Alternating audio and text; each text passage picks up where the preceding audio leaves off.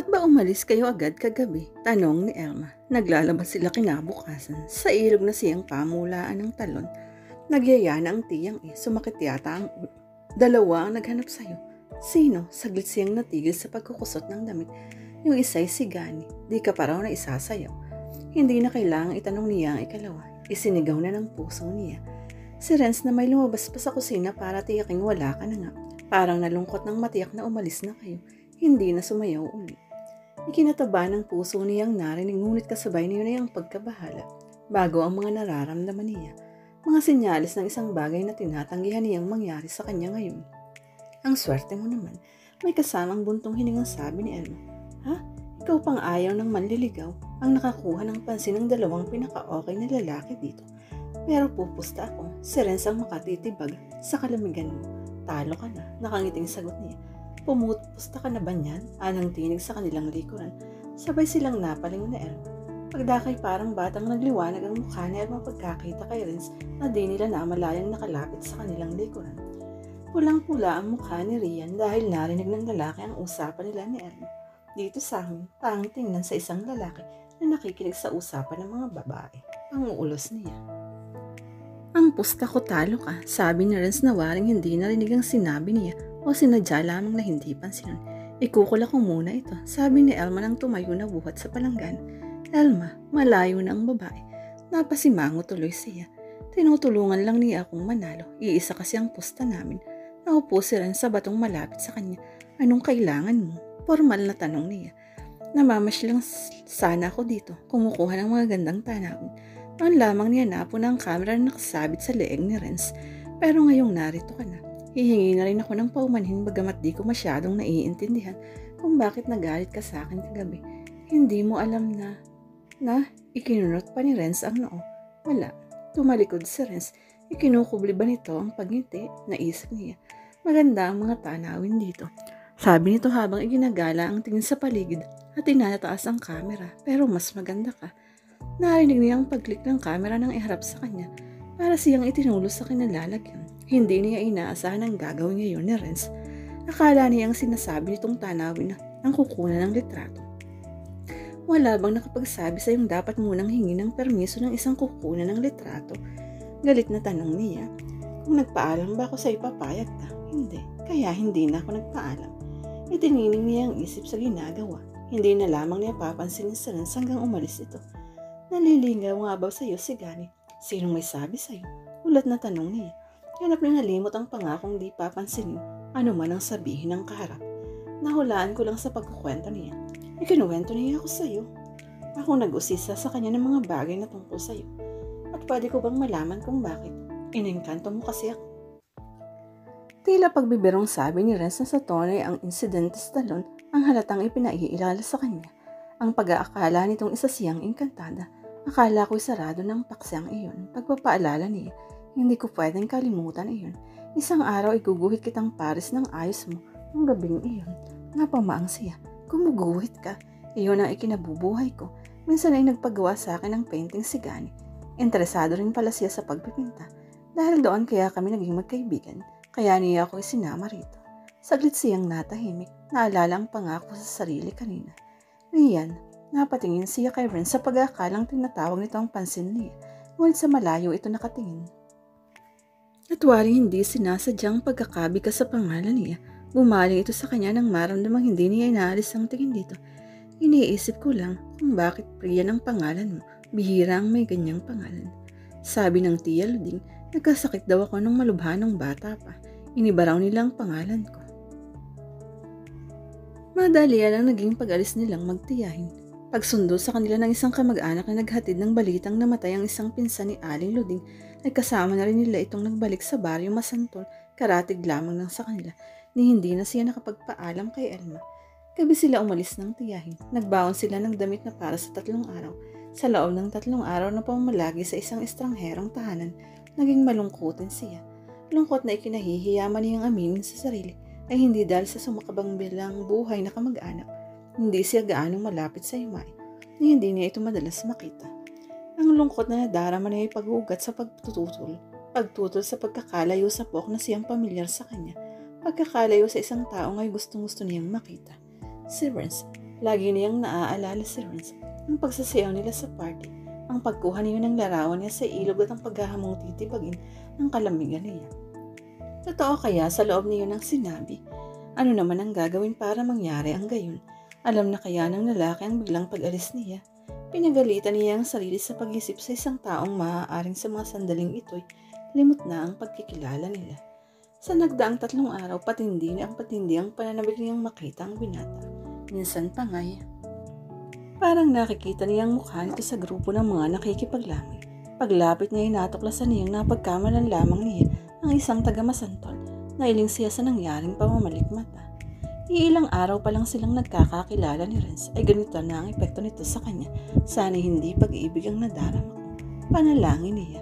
Ayaw niyang sumira sa pangako ng tiyahin. Gabi ng 3 araw sa pamamalagi sa Masantol, nang kausapin siya ng tiyahin paglabas sa silid ng asawa ng namatay na pinsan, na ilibing na ang yumao. Hindi pa tayo makakauwi bukas, ani Aling Luding. Nag-iiyak si ate Juana nang malamang iiwan namin. Nanlumo siya. Nailibing na naman ho si Tata Canora. Kahit na, malulungkot daw siya kung pati tayo'y aalis. Wala nang maiiwan dito. Hintayin na raw nating maidaos ang pasiyang. 6 na araw pang bibilangin bago dumating iyon. 6 na mahahabang araw na malayo siya kay Renz. Uutusan kitang sumaglit sa atin para kumuha ng mga damit. Dalhin mo na rin yung mga pinagbihisan natin. Nabuhayan siya ng loob. Mabuti na lamang at masama sa mga namatayan ang maglabas sa loob ng panahon ng pagluluksa. Makakasaglit siya sa kanila. Hindi man niya makita si Renz, makapag-uusisa naman siya kaya alam kung ano ang nangyari rito. Kung hinanap siya, pero hindi mawala ang pag-asa niyang kahit saglit, nagkakaharap sila ni Renz. Makapangyarihan ang kinabukasan ay lumakad na siya upang bumalik sa maligaya. Pagdating ng bahay ay naglinis siya, pagkatapos ay nilabhan ng maruming damit na dala. Mamaya na siya pupunta kina Elma. Total ang pangako niya sa tiyahin ay hapon pa siya babalik sa Masantol bago gumabi. May panahon pa siyang may ayos ni Elma ang pagkikita nila ni Renz. Hindi bali ang talo siya pustahan. Ipapahalata niya sa kaibigan na nagpapatulong siyang makita si Renz. Hindi na niya nagawa ang balak. Bandang 3:00 ay bumuhos ang ulan. Sa pag-aakalang titigil agad ay umidlip muna siya dahil sa pagod ng nagdaang ilang araw, napahaba ang pagtulog niya. Madilim na nang magising siya. Hinagilap niya ang gasera at sinindihan. Ipinasya niyang magluto ng hapon. Sa sungit ng panahon, maiintindihan na ng tiya Luding niya kung di siya makabalik agad. Bukas ang maaga siya tutuloy. Inililigpit niya ang pinagkainan ng hapunan nang makarinig ng katok sa pinto. Ipinakaon kaya siya ng tiyahin. Minuksan niya ang pinto. Nasa labas si Renz, basang-basa at tumutulong ang kasuotan. Sa lungkot na nasaan yung nagmistulang aparisyon ito.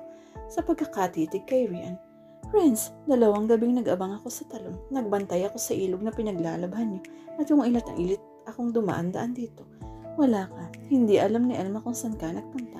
Akala ko, waring ba'y mubigig sa lalamunan, Renz. Hindi na naituloy ang sasabihin. Renz, gusto niyang maiyak sa ayos ng binata. Akala ko'y wala ka na. Umakbang palapit si Renz. Iyon lamang at tinanggap niya ang paglapat ng mga labi nito. Ang kanyang mga labi na para bang iyon ay isang natural na bagay pagkatapos nilang hindi magkita ng matagal. Yumakap siya rito at isinara ni Renz ang pinto sa likuran. Ilang saglit na natiling magkalapat ang kanilang mga labi. Naghiwalay lamang ang mayon ng wari, pareho silang kinakapos na sa paghinga.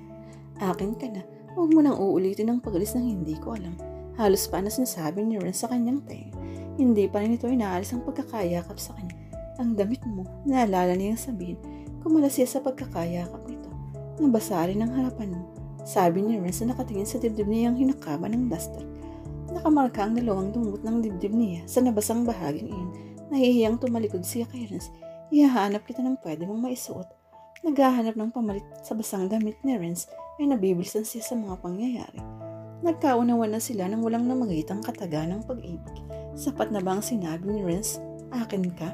Ang ibig din bang sabihin yun ay mahal kita? Nagkibit na lamang siya ng balikat. Sa ngayon ay masayang-masayang pakiramdam niya para pag-ukulan ng pansin ang bagay na iyon. Isang malaking tuwalya lamang na ibigay niya kay Renz, pag ang pinakamalaki niyang pajama. Sa tingin niya hindi kakasya rito. Wala na rin silang naitago isama sa mga damit ng kanyang ama. Ipinamigay na iyon ng tiyahin upang di makapagpaalala sa kanya sa kalungkutan. Babalik ka ba, ika mo sa Masantol? Tanong na rin sa nagkakape na sila. Nasabi ni Rito kung bakit biglaan silang umalis ng tiyahin. Oo, sabi niyang sa mata nito nakatingin. Iniiwasan niyang mapadako ang tingin sa mabalahibong dibdib ni Renz. Nakadama siya ng pagkapahiya sa sarili.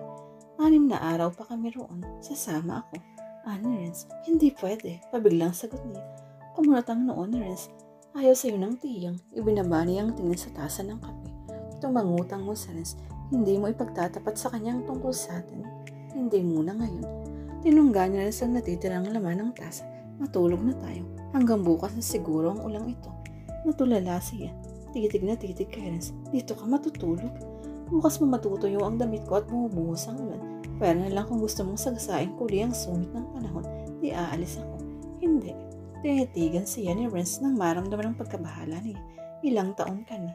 18. Isa sa mga patakaran ko ay iwasang gumalaw. Nang babaeng walang 21 taong gulang kaya wala kang dapat ipag-alala. Ilang 21 taong gulang na babae na ba ang naano mo? May bahagyang kirot sa dibdib niyang nadama. Ang hindi mo alam ay di makasasakit sa'yo. Ni Renz, isa pa'y lalaki ako. Hindi na siya umimik. Ipinaglatag niya si Renz sa salas. Binigyan ng una at kumot. Pagkaway nagtungo sa sariling silid. Ipinatong niya ang isang kamay sa noo ng nakahiga na. Ilang saglit siyang nakatitig lamang sa kisame. Mahihirapan siyang makatulog ngayong gabi. Anong iniisip mo? Nasa pinto si Renz. Nakatapi pa rin ang tuwalya. Nangiisipin ng mga kababaryo ko pag nalamang dito ka nagpalipas ng gabi. Sabi niyang pagdakay na asiwa sa pagpunta na rin sa silid niya. Ipamamalita mo ba? Hindi, mabilis na sagot niya. Kung gayo walang makakaalam. Ba't ka nga pala nandito? May kailangan ka ba? Naupo siya sa gilid ng papag niya. Wala, mailap lang talaga sa akin ang antok kapag ganitong gabing maulan. Magkwentuhan muna tayo. Lumabas siya ng silid. Naramdaman niya ang pagsunod ni Renz. Naupo siya sa pinagkapihan nila kanina. Ano naman ang pagkukwentuhan natin? Kahit ano, kung sino mga kaibigan mo pa, kung ilan ang maniligaw mo at kung nagkanobyo ka na. Naupo sa tabi niya. Naramdaman niya ang pagdadaitin ng kanilang mga hita. 6 ang malapit na kaibigan ko bukod kay Elma. Maginig ko man sila hindi mo rin makikilala. 3 ang naging masugid kong manliligaw pero marami ang nagpalipad hangin ng araw. Hindi pa ako nagkakanobyo. Kumunot ang noon ni Renz. Ayun pa lang, pag-awasto niya. Waring iyon lang hinihintay na sagot ni Renz na wala ang kunot nito. Kung ano lang ang sinabi ko, ayun lang ang sinabi mo. Umpisahan mo ang kwento sa kung bakit ka napunta sa pangangalaga ng tiyahin mo. Solong anak ako. Ang tatay ko nagsasaka sa lupang pamana ng lolo ko. Pagsisimula niya. Maya-maya lamang ay tuloy-tuloy na ang pagkukwento niya hanggang sa bahaging sabay na naaksidente ang mga magulang niya. Nagkaroon ng paggatol sa boses niya sa parteng iyon. Kahit yata ilang beses niya ikinuwento yun sa ibang tao. Maiiyak pa rin siya. Inihilig siya rin sa balikat nito. Hinaplos-haplos ang buhok na tila isang bata. Tahan na, ang banayad na paghaplos nila sa kanyang buhok ay bumaba sa kanyang pisngi, tumapo sa kanyang leeg. Nang matiyak niya na hindi titigil doon ang mga kamay ni Renz, tumayo na siya. Inaantok na ako. Hindi siya pinigil ni Renz.